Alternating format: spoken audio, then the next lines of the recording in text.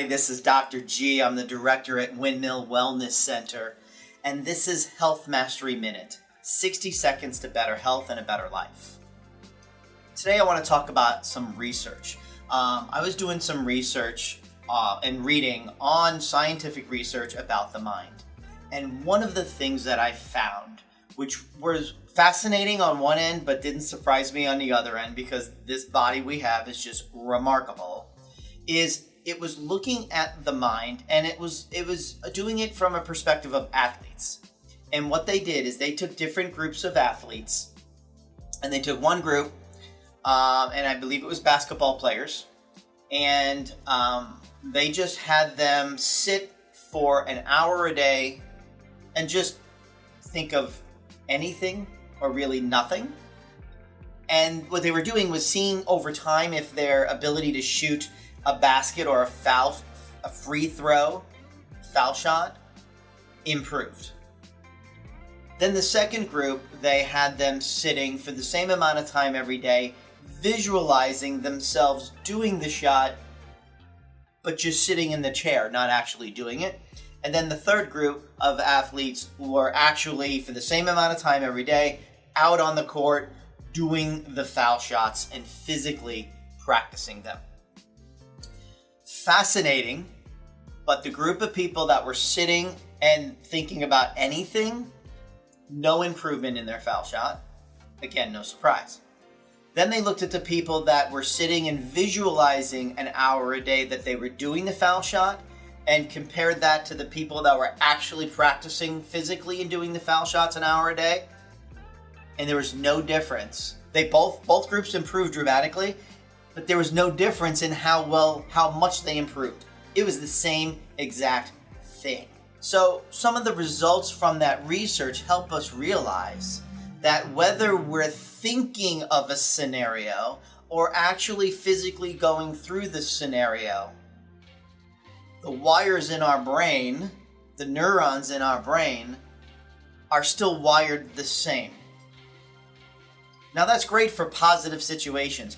And the most positive situation that we can do is positive visualization.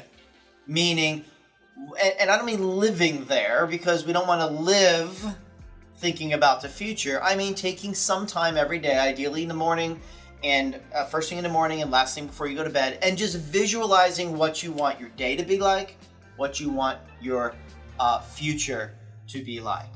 So you put it out there, and then it's done. Then we're back here. However, that same visualization works whether it's a positive thing like I just mentioned, or it's a negative thing like I'm worried. I'm worried that this might happen. I'm worried that I've been out of work for a little while, and I'm worried that when I get back there on Monday, they're just going to hand me a box with my stuff and say, yeah, we don't need you anymore. Or I'm worried that my child who's going off to college, and I can picture all these scenarios of poor decisions. Or I'm worried that my 16-year-old who just got their driver's license, I'm worried about them on the road, and I can see them on the side of the road with a flat tire in the middle of the night with the lights flashing. They're both the same. Whether they're actually going through it or we're thinking it, it's still going to impact us the same exact way. Physically, with our health, with our mind, with our quality of life, with our level of enjoyment. So think about that. And the reason why I bring that up is 90% of what we worry about and fear never happens anyway. But if we experience it through this negative visualization, our body's experiencing it and it's still impacting us with our health and with our stress. So, choosing what we're going to visualize is critical because our thoughts are powerful. And as I've mentioned to many of you, we think about 70,000 thoughts a day, which is just amazing to think, to believe. But here's the interesting thing. 90% of the thoughts we think today, we thought them yesterday also. We're repeating them. Now, if our thoughts are purposeful and we're conscious of them and they're positive and they're inspiring and uplifting, well, that's not necessarily a bad thing. But you have to do that consciously. You have to create that on purpose. How you think, how you speak, how you treat other people. What happens is many of us fall into just these routines. And we wake up at the same time every day, and we hit the snooze at the same time every day. And then those thoughts flood in about, oh gosh, it's Tuesday. I really don't want to see Mary today, who sits at the cubicle next to me. She's so annoying. She complains. She this, she that. Oh, my boss, he doesn't ever understand what I'm going through and how hard it is to hit my deadlines. We haven't even gotten out of bed yet. And we've created this in our day.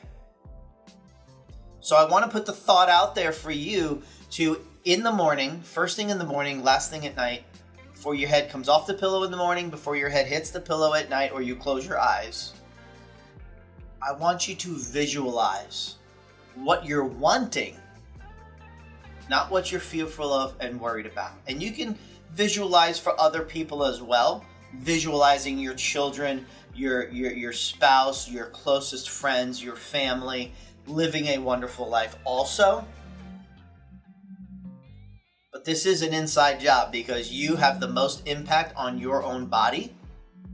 So make sure you're doing that for yourself as well. Let's have conscious thoughts. Let's visualize positively. We visualize all the time with the negative stuff. Let's visualize with the positive stuff. And let's see how our day flows better. Let's see how our day gets more productive. And let's see how we can change our own lives. This is Dr. G with Windmill Wellness Center, because your health